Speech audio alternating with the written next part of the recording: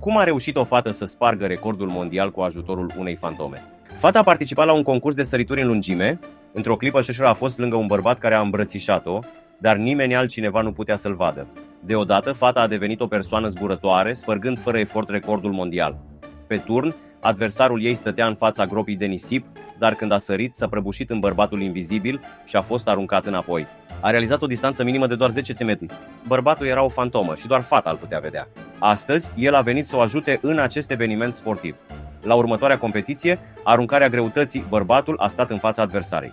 Ea a aruncat mingea cu toată forța, dar aceasta a rămas în aer prinsă de fantomă. Mingea a zburat ca pe aripi, aterizând direct pe masa arbitrilor, lăsându-i pe toți în stare de șoc.